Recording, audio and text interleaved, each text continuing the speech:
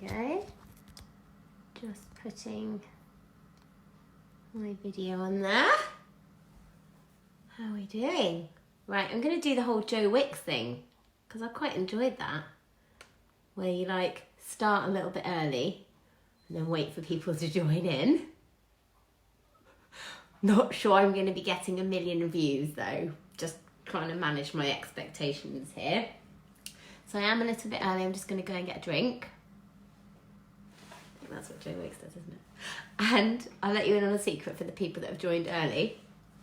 I do look very smart, don't I, today? I'm actually wearing my leggings and my slippers. And I only just put this on just for this video. I've literally been wearing activewear all week. Okay, I'm just gonna go and get a drink, so bear with me.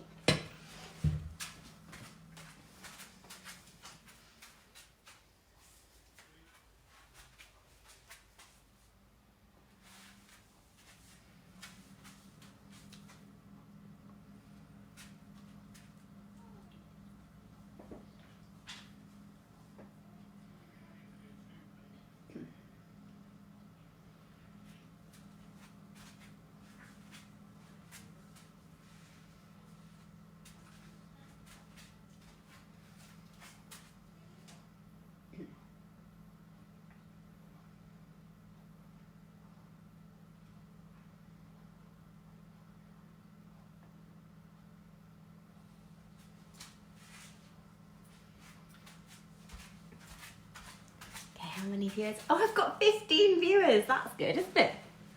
Oh, hi Yasmin. Yasmin's tuned in, and Emma Louise. Hi everybody. So I'm going to give it a couple more, well maybe just 1 more minute, because I'm seeing if anybody else is going to join in. Got my Coke here. I've got my laptop in front of me. So, and I have got some notes that I've made.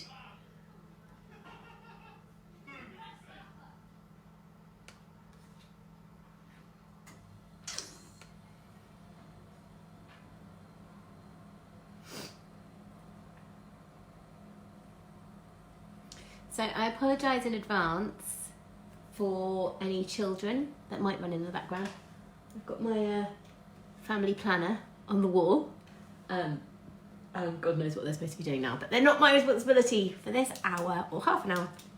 I'm going to be talking to you guys about wedding videos. So hello everybody that is joining.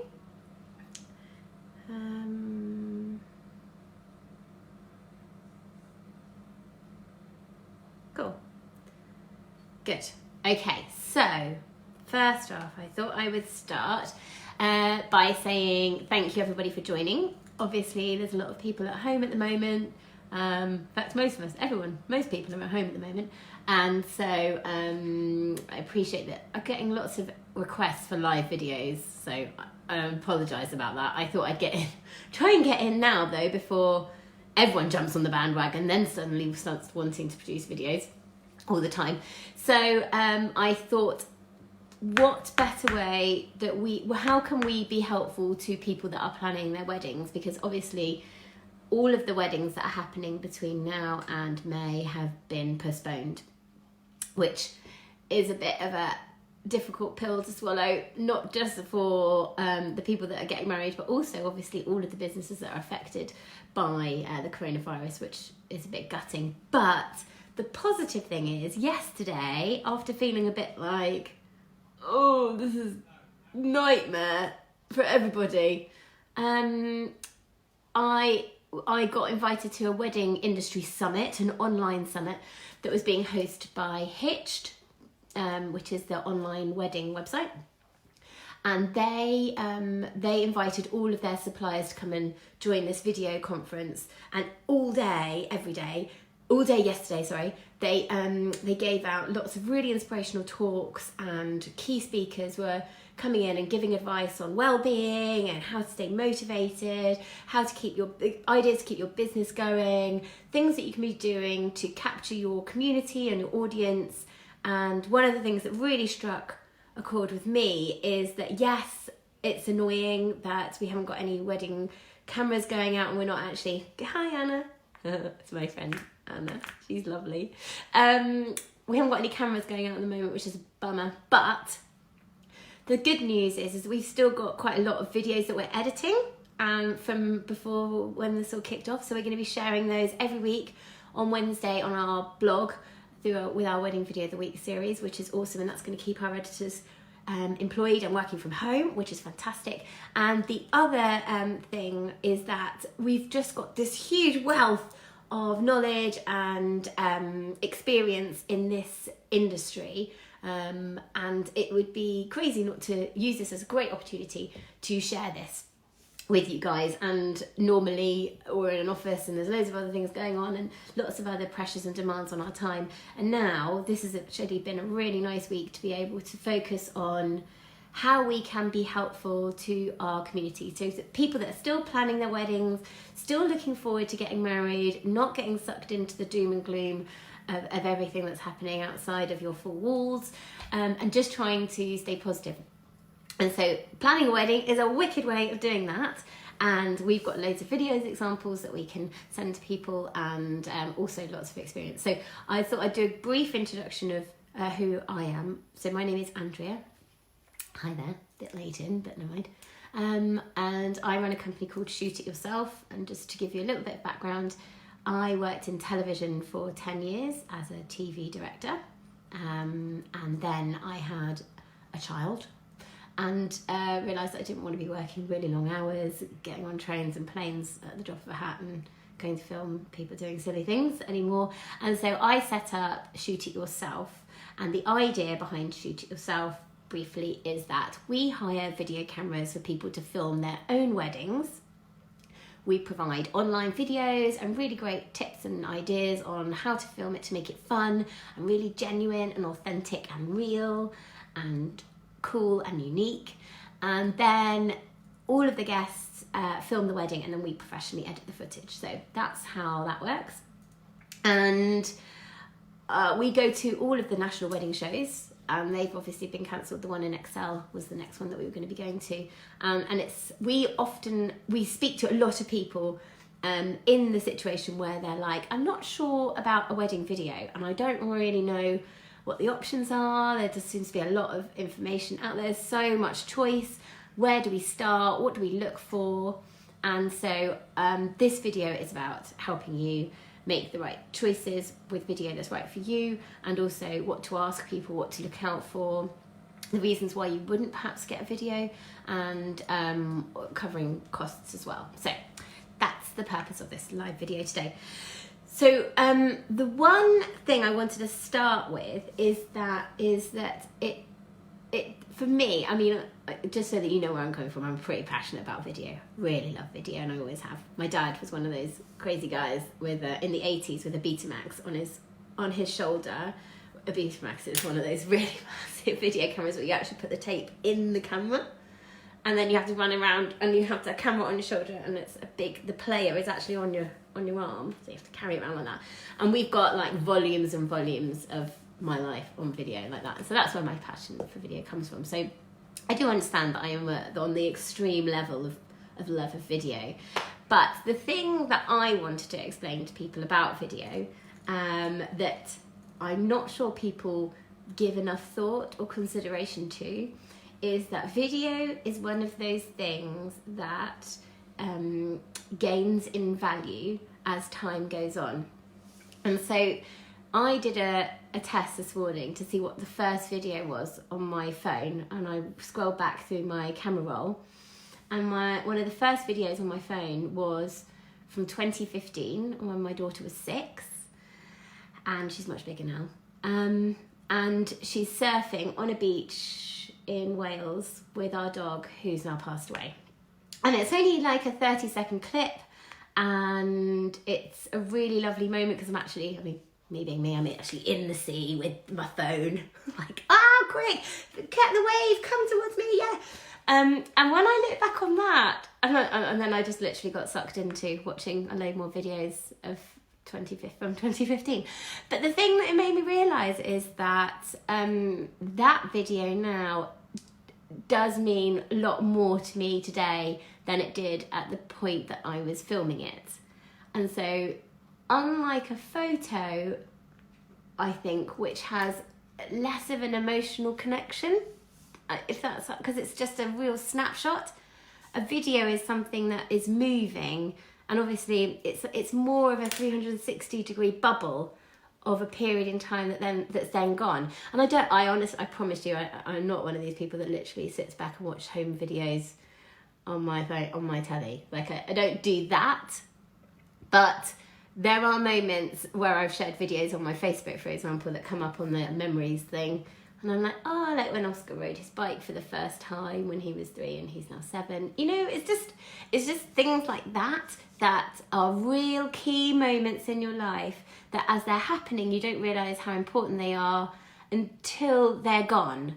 And I think if there's any point in your whole life where you're gonna get video, then your wedding, and I say this because not everyone stays together, and that's fine, but as long as you stay together, your wedding is still going to be one of the most important days of your life.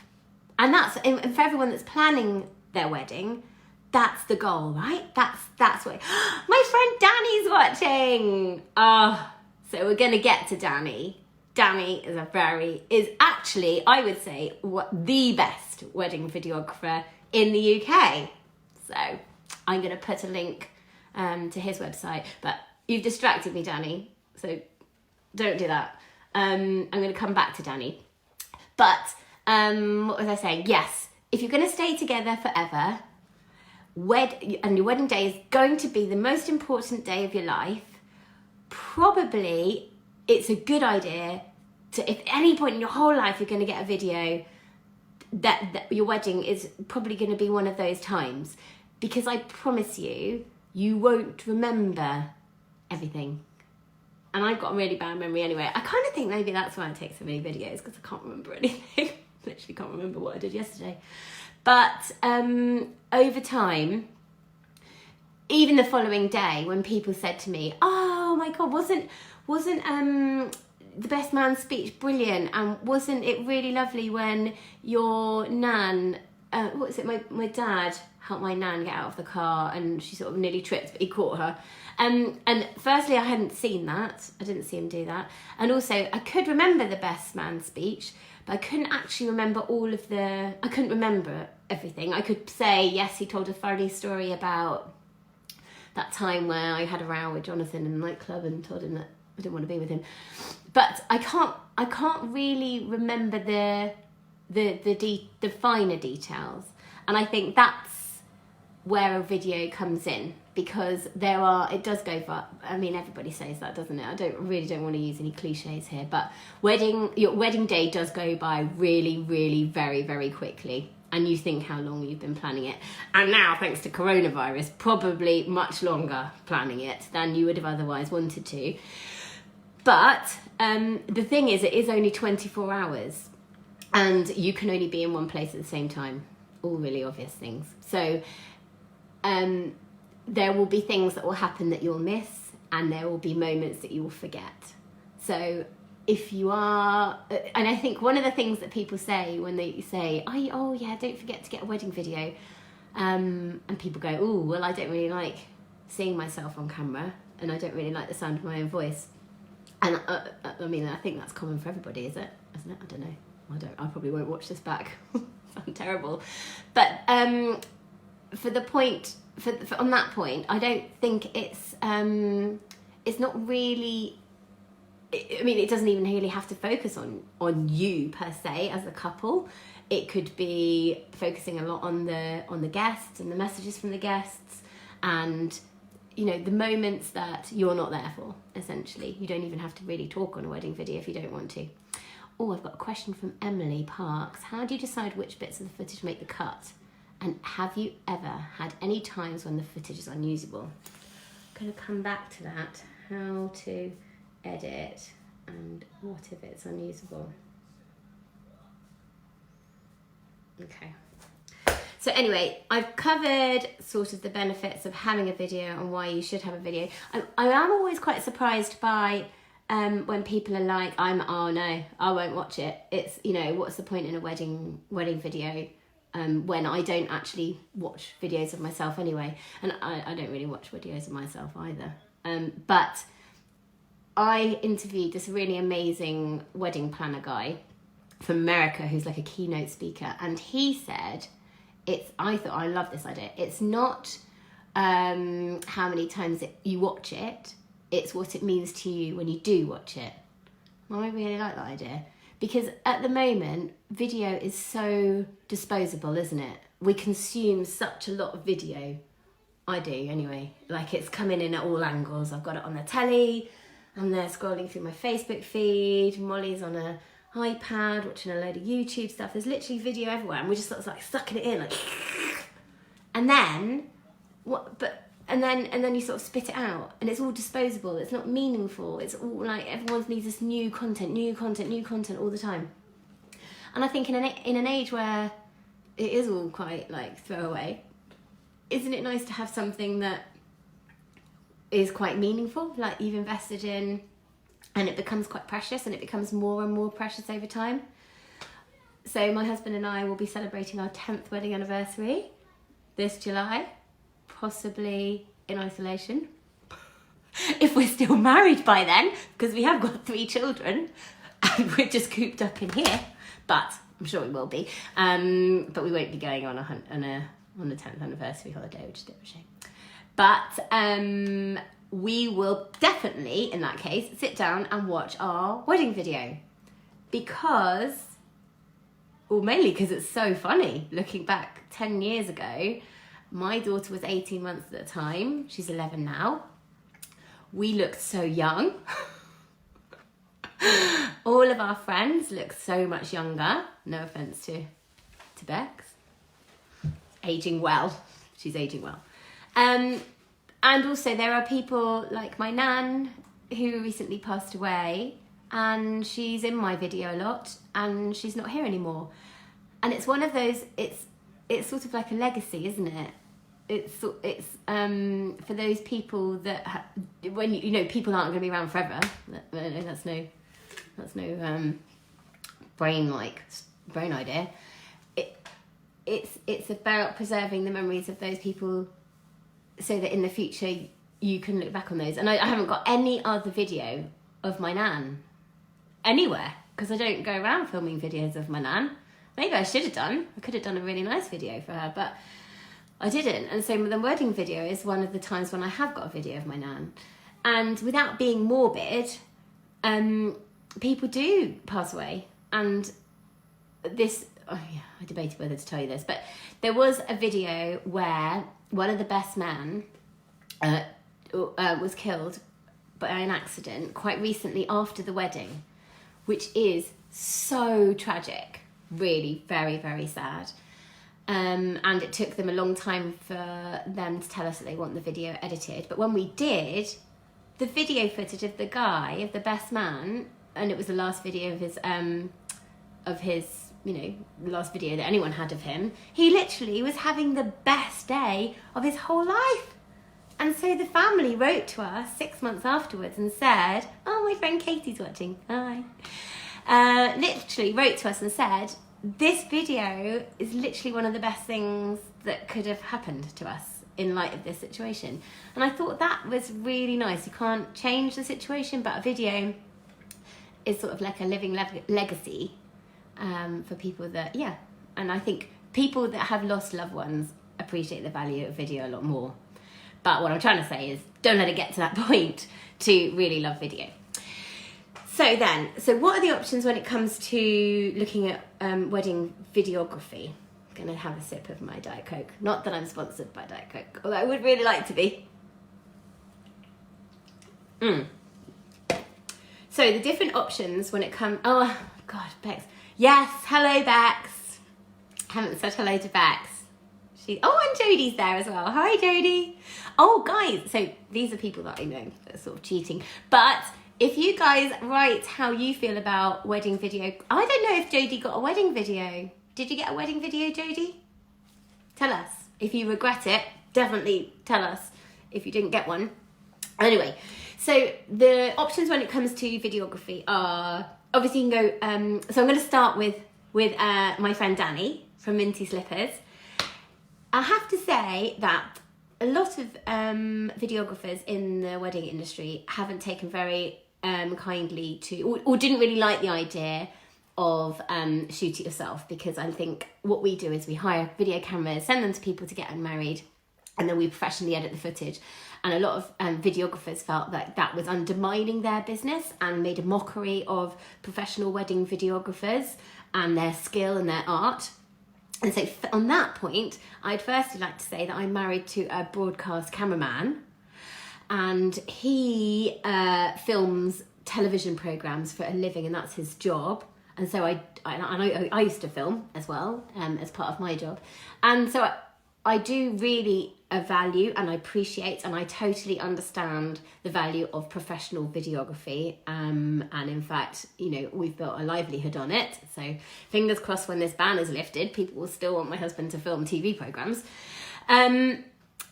But it's a very different style of video. And so for people that run professional wedding video companies, and there are loads out there, my favourite and one of my very good friends is Danny from Minty Slippers. It's mintyslippers.com.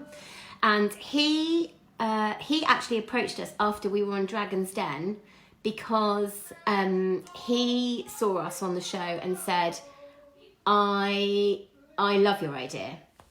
And he said there's been a real gap in the market for video that is a bit more fun, a bit more authentic, a bit more real, that cares less about the production values and less about it being beautifully framed and more about the fact that it's just having fun. So he said, well done, hats off to you. Lots of people are slagging you off on these wedding videographer forums.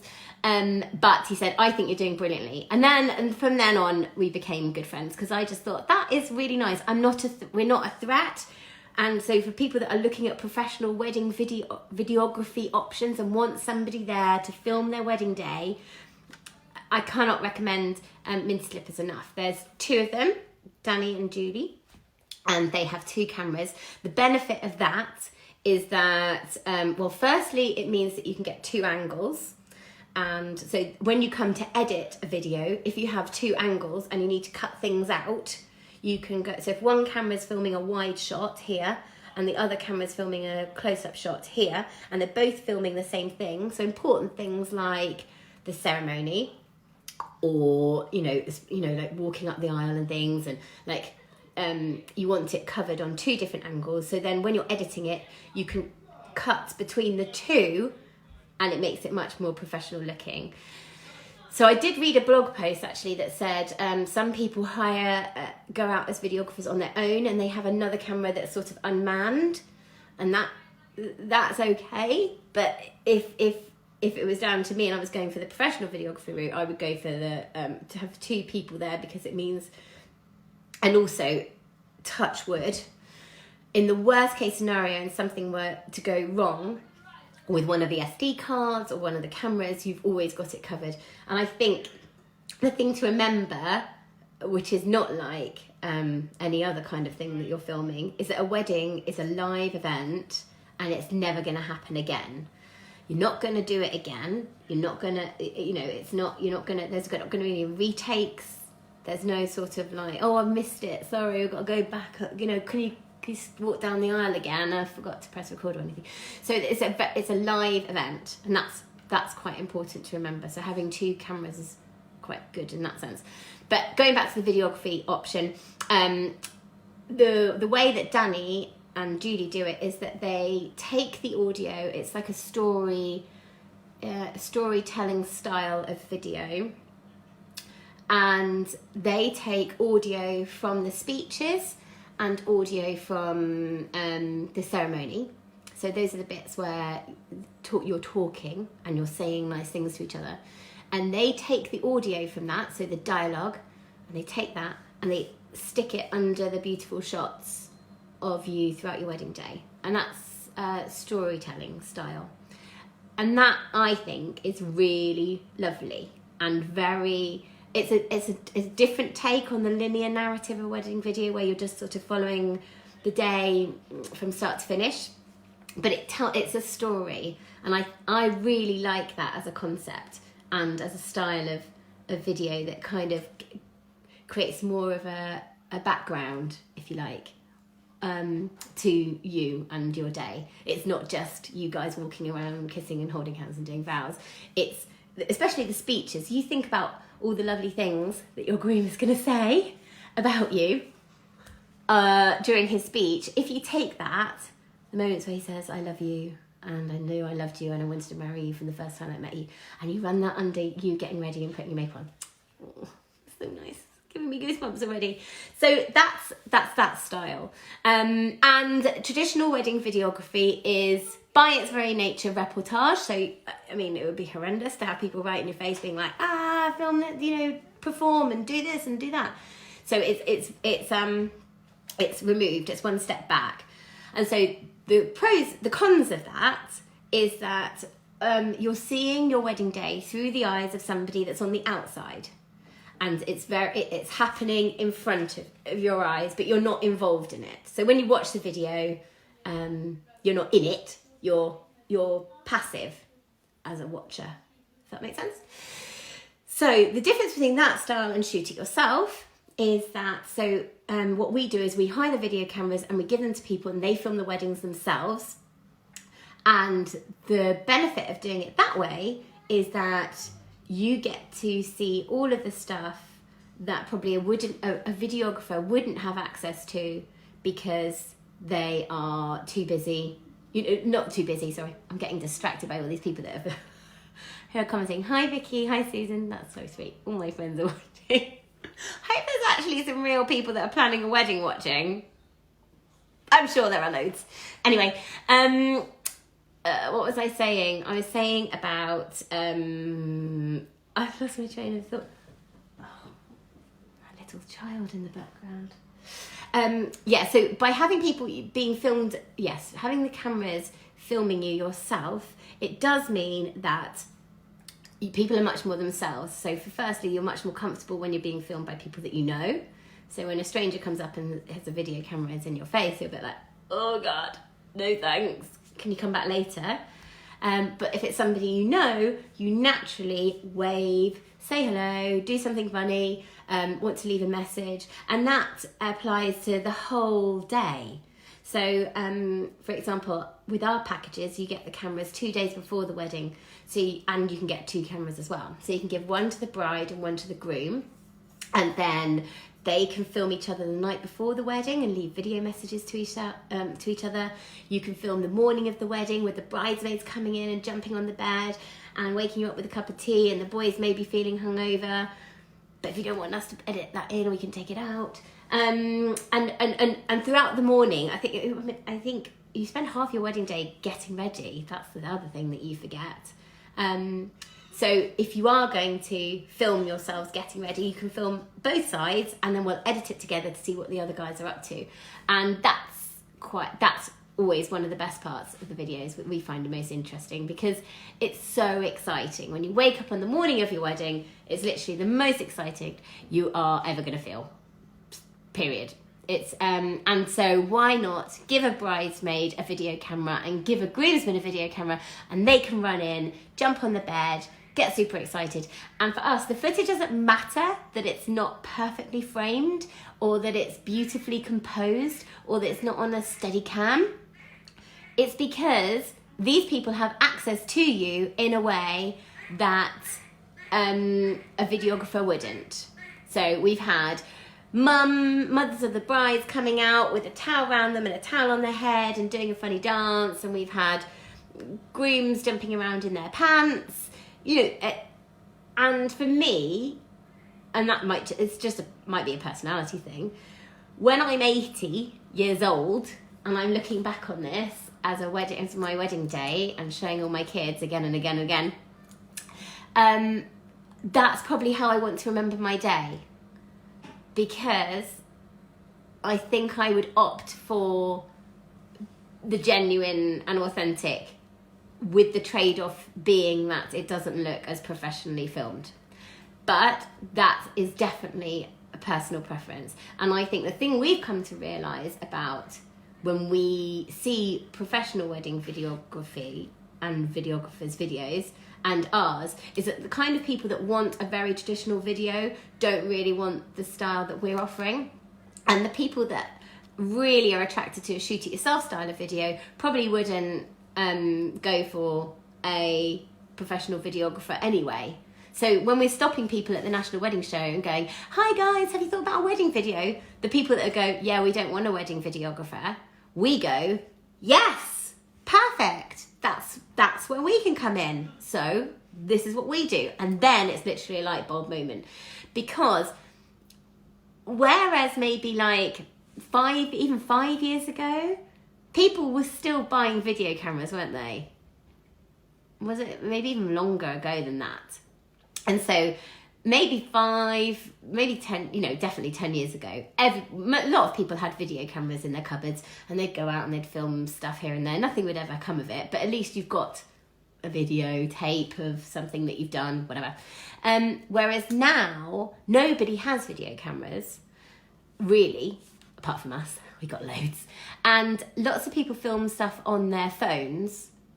But the challenge is that if people are filming it on their phones, you're going to run out of storage, so you can't film a 45-minute ceremony on your phone. And I have the new iPhone XE Super Singing and Dancing one. I'd run out of storage. And also, even if you do film loads of stuff on your phone, how are you going to get it to each other? Or get it to someone that's going to edit it? Because it's all very well having a few clips here and there of your wedding, but it's not really that, it actually doesn't look that great if it's not been edited. So there's that challenge, I think, that we've got nowadays, because I think a lot more people are starting to want a video, but they're like, but how do we do that then? Because we don't have a video camera, and if people are filming it on the phones, and also thanks to bloody Instagram for this portrait mode, oh my God, don't film anything on portrait mode, because tellies are this way, look at that one, it's a rectangle, and also, I don't know if you've noticed, you can see a lot more, okay, this way, not this way, so you do get lots of people filming, asking people to film on their phones, and they film it that way, which is not so good. Oh, here we go. Oh God, yes, before we bashed iPhone weddings, we tried it, strapped one of our regular cameras, this is from Danny, and we tried to film, and by the end of the groom prep, the battery was dead. Oh yes, see? Battery on the iPhone, that's not going to work either. And yeah, storage, you're going to run out of storage. iPhone battery will not last long enough to film one speech. Wow, that's from Danny, who tried it. So there you go. And then there's some people that get a GoPro, and I really love GoPro because I like water sports and I like doing funny things with it. And the thing with a GoPro is that unless you're really close to it, everyone looks like little dots, little ants. And the other thing to consider with a GoPro is that the sound is really poor, really bad, even without the housing. And I love GoPro. I've even got one of those little GoPro mounts, the ones that you can like a steady cam look. I love them. I think they're brilliant. But they're definitely, if you're trying to record your wedding day in a way that you want to remember it in a positive way, a GoPro, it's a novelty camera. We've put them in flowers before, so when the bride is walking down the aisle, we've hidden them. And then we've also, we do a GoPro hire with our packages, so you can have 2 of our video cameras and hire a GoPro as well. And it comes with straps and mounts for putting on bottles, so when people are drinking, that's all funny. But the quality of the sound is really bad. So if you want it to film speeches or the ceremony, it's not great. Just going to be brutally honest. Right, so now I'm going to go to some questions that I've got one here from Helena. Oh, this is difficult because I've got me as well. Hold on. Right. Helena is here, but I can't get her question up. Hi there, what advice do you have for making a good shoot it yourself video? We've booked with you guys and would love to get everyone involved in the process on the day, but not sure what the best way to make this happen is. Very, very good question. What advice for making a good shoot it yourself wedding video? So, one of the questions that's one of the questions we get asked a lot, actually. And some people are like, are you joking? Getting my friends to film a wedding video, isn't that a bit risky? And so the thing that we would say is, if you ask 5 or 6 of your key friends from your wedding day and tell them that you're thinking about shooting it yourself and this is going to be a fun way to capture your wedding day without it feeling staged, then, and all they've got to do is film, they've got a 1 hour slot, give people 1 hour slots and say, right, one of the bridesmaids, you can film, you're outgoing and you're funny, so you can film the morning in the bridal prep. Then give it to Jeff. Jeff is going to meet you at the ceremony. He's going to take over the camera and film the ceremony. And meanwhile, the boys, maybe Jeff could film the morning of the wedding with the boys and then give the camera to somebody else when he gets to the ceremony. And then somebody else is going to film the reception. Somebody else film the speeches. Somebody else film the party. And boom, you got a wedding video. And the thing to remember is that you're not trying to create a professional looking 12-hour long cinematic experience. You're just capturing the highlights of the day. And so we recommend filming in bursts. And by that, I mean, go mad for it for 10 minutes and then put it away and have a drink. That's genuinely what I do. And also, I get invited to weddings. My brother was like, oh, you'll film the whole wedding for me. I was like, I don't think I will. That's not the whole point of Shoot It Yourself. The point is that you designate the people to do little parts of the day. We also, I think we've put it in the comments below, we also have a whole YouTube channel full of, there's an album for video tutorials on what to film. There's a whole other album on wedding video of the week, which are like the best videos from the past 2 years, basically, that we've been uploading every week, and we share that on our YouTube channel. So if you haven't subscribed to our YouTube channel, that's a really good place. And also it's really good for inspiration as well, because lots of people do great stuff, pardon me, and we're like, oh my goodness, we hadn't even thought about that. So I can highly recommend going and checking that out if you're looking for inspiration. We do also, Emily Parks has just mentioned, we do also have a Shoot It Yourself video app, because lots of people were saying, I'm using your video cameras, we're getting all the fun and excitement from the wedding day, but I've got some clips from my friend's phone that I want to include. And so now what we do, you can go to the App Store or Google Play Store, download the Shoot It Yourself app and create a project, share the project code with all of your guests, and then whatever video footage they film over the course of their wedding, they can upload that into the video project, and then you can send that off and we will edit that in with your footage. But as I said, I wouldn't recommend trying to film a whole wedding on an iPhone or just getting people to film little snippets of it. And even back in the day when we did all have video cameras, oh, that's all right. Hope that was helpful, Hannah. Even back in the day when we did all have video cameras, the idea then of like just giving it to your uncle, it was usually the uncle, wasn't it? Or it would have been my dad. But I mean, my dad, I don't know, he wouldn't have got the best stuff. I'm just going to put it out there. Oh yes, and Hayley's made a very good point. Hayley said, make sure you film it in landscape and not portrait. I did cover that already, and I hope that this big television in the background is a reminder that landscape is good. Portrait, Instagram videos, not good for nice videos that you want to have the keepsake forever.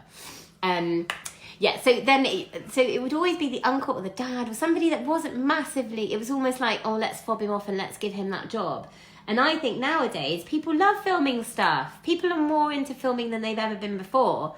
And so it's a really, really nice way of getting people involved in your wedding day as well. By saying, I remember I filmed my friend Naomi's wedding a couple of years ago in France, and she asked me to film the morning prep. And I'm not close enough to her to be a bridesmaid, but we are good mates.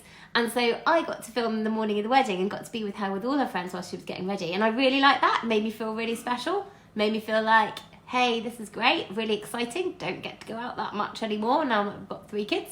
And yeah, so I really enjoyed that. So, and there will be lots of other friends of yours that are like that would be quite up for it. Generally really outgoing people like it. And yeah, you could tell them they've got selfie mode. You could make them into wedding reporters. They can go around and interview all your guests. And the stuff you get from doing that is way different than the stuff that you would get from a videographer. Because I've even tried to film the wedding videos and hired myself out as videographer. And that's fine, but I can't, even with me being like, hey, let's try and be friends. I'm like, I'm a wedding crasher and just ignore me and give me a message. And they're like, ooh, no, come back when I'm drunk. And you get a lot of that. Whereas when you know the people, the messages are much more candid and much more genuine and honest. So that's the thing to remember. And the other key point, now that I've just gone back to my notes and I've just kind of like try and rein myself back in. Yes, don't film on your phones. The other thing to remember is that editing is a very, very highly skilled, very time-consuming job. And I do really like editing. Oh, my friend Lisa's watching. Hi, Lisa. Maybe I should just not say they're my friends and just be like, oh, yes, another bride's watching. Lisa Penrose. Yes, that's very good. So, yeah. The other thing is that editing does take a huge amount of time and is highly skilled. And I don't know if anyone has ever tried to edit any videos before. It's harder than those photo box albums. When you're trying to like put your photos together for an album for your mum to make, or making a calendar for Christmas or whatever. And you think, oh, it's not going to take that long. And then you're up till 1 o'clock in the morning because the discount code runs out and whatever. But the video is like, imagine that times 10. Like, you've got different codecs. You've got to consider audio mixing. You've got to think about how you're transitioning between scenes, export settings. It's just quite complex. And so when people come to us and say, oh, I've actually found a wedding video company that will do it for £400 and they'll come and film it for me. In my head, I'm thinking, okay, so one person for the day to go and film for a whole day, like a 12-hour day. That's a long time. And then to spend a week, because that's how long it takes to edit a video. I think people are under a bit of a misconception that it's quite a quick job. Well, it's not. So if it takes a week and a day to film and edit a wedding video, and they're doing it for £400, I mean, I don't know how they're going to pay the bills doing that, or they're going to cut corners. And so that's the thing to consider when you're looking at videography. Cheaper doesn't always mean best. And for some people, we had a friend of ours who did go for a cheap option before we set up Shoot It Yourself. And the guy did a really terrible job. And by that, I mean, when you watch it, you would know it was bad. But the things he did was he used really inappropriate music. Music choices are very, very important because they set the mood and the tone and the style and the pace for a video. So the music that he chose was horrendous and they weren't allowed to pick their own. He did, the camera angles were crazy. Like, we call them on the Dutch. So they're like this. And he was sort of like, and zooming. Zooming is bad unless you're trying to do one of those funny Insta stories where it goes like that. Boom, doom, doom. Zooming is horrendous because if you just want to get a close-up shot of something, you just move closer. So there was a lot of zooming, which does make people feel a bit sick as well. Coupled with the crazy funny angles and very quick edits, the sound quality was really bad. And he'd put photos in as well, but not really nice photos. They were really bad photos. Or like just sort of average photos, not ones that would be really stand out. And there's no real point to it. But funnily enough, his website did look like he was a very good videographer. So the lessons to take away from that, I think, are I would always say ask people for full-length film, because if it's a nice 3-minute edit on their website, which is usually what you can get away with on YouTube without using library music, ask for a full-length video. And if people, because you want to make sure that the quality is the same, if you can edit a 3-minute video, that's great, but can they edit a full 30-minute video? that's where the skill comes in, because it does take a lot more skill and effort, energy and expertise to be able to produce something that's 30 minutes to hold people's attention than 3 minutes. So that's the one thing I would say. And obvious, I mean, I think this is all really obvious because it's what I would do anyway, is check out their reviews on Facebook, because it's a bit like TripAdvisor. You cannot alter the reviews that people have put on Facebook. You can't take them down. So if somebody gives you a really bad rating and a 1 star, that will stay there. So if they haven't got any reviews and they say they're a very good videographer, I would really question that. I wouldn't feel very confident going forward with anybody that hasn't got reviews that are not so testimonials are things that are written on their own website, which is in their own way, which may well be a really nice review from somebody, a client, but unless it's actually hosted somewhere where they've got no influence over it, how do you know whether you can trust those? I would say that was quite obvious. And also you need to see a range of example of their work, not just the one video that's on their homepage, but we kind of covered that as well. And so for my friend that did get that video that I think it was sort of mid-budget. I think it was sort of like, it wasn't like £400. I think she paid like £800-900 for it. The thing that upset her the most is that it made her remember her wedding day differently to how she'd remembered it in her head. And I think that's what's really sad, because video has a way of heightening and really sort of what's the word, it's like it makes the memory stronger, because obviously as time goes on memories fade, and then if you have a video of something, those are the bits that stick in your mind the strongest, because everything else has then started to go.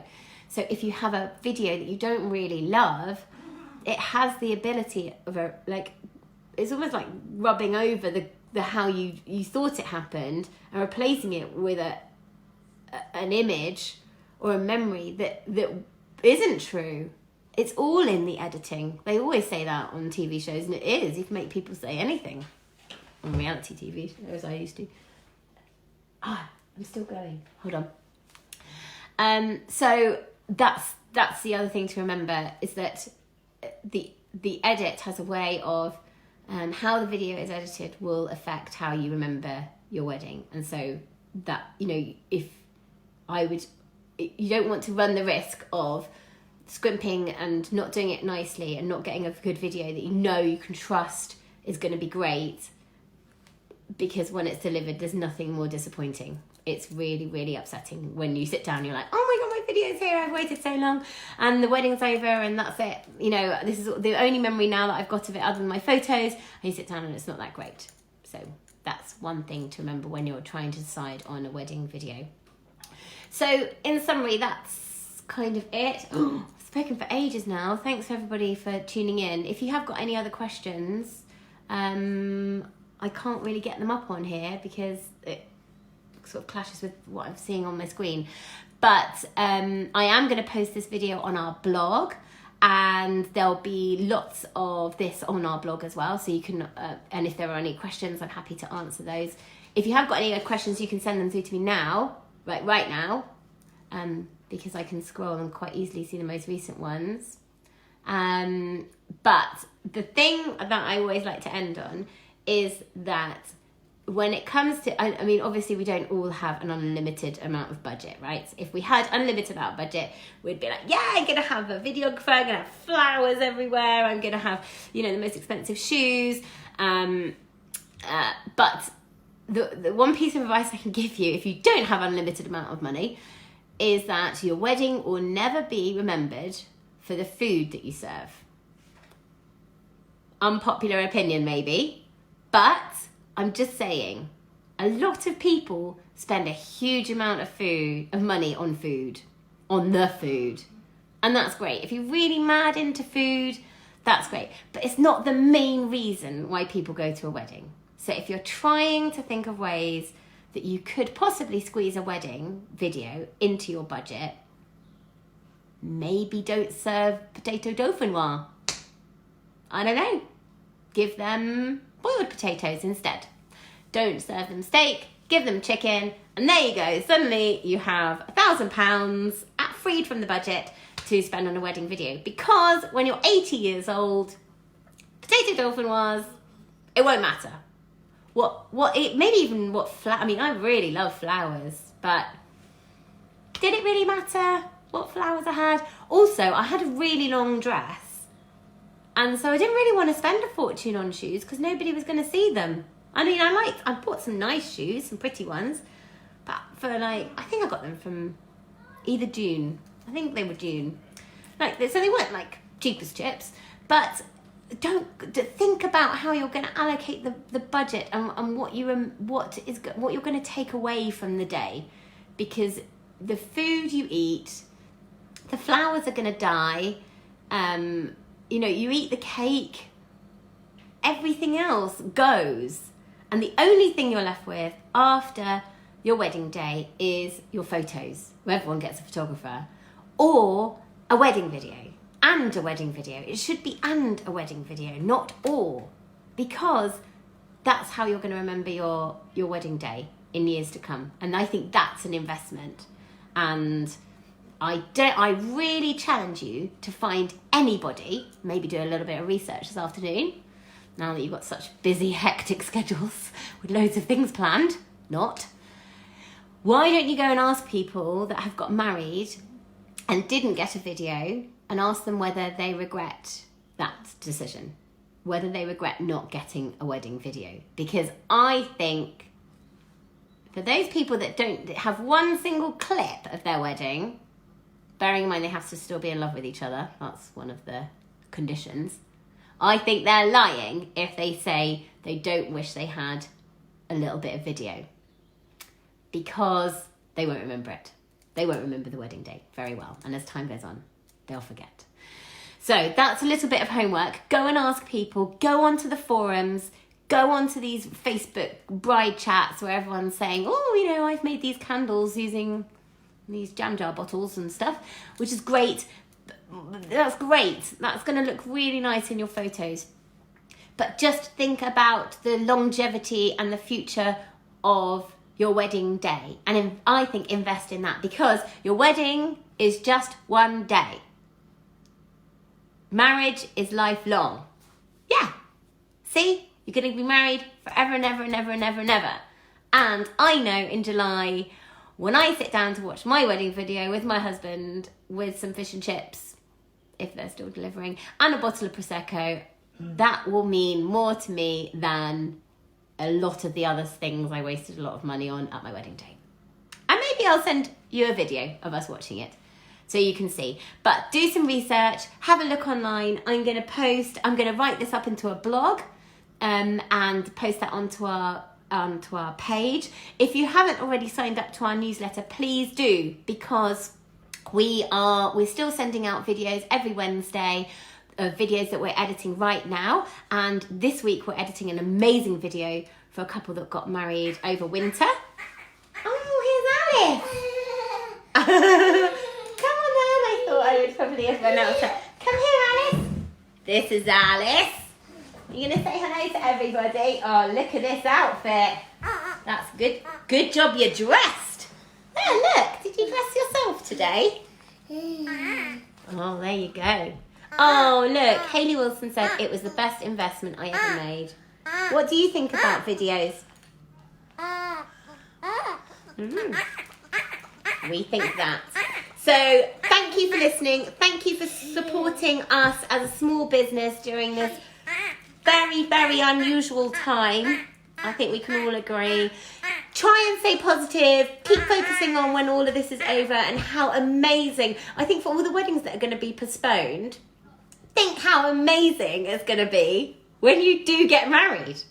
It's literally going to be the best wedding ever, because people are going to be so sick and tired of being cooped up inside. So focus on that. Focus on being positive and looking forward to things when this is all over. This is just temporary. It will pass. Sit down together, plan your wedding, look at lots of wedding videos, and stay happy, everyone. Bye. Say bye-bye.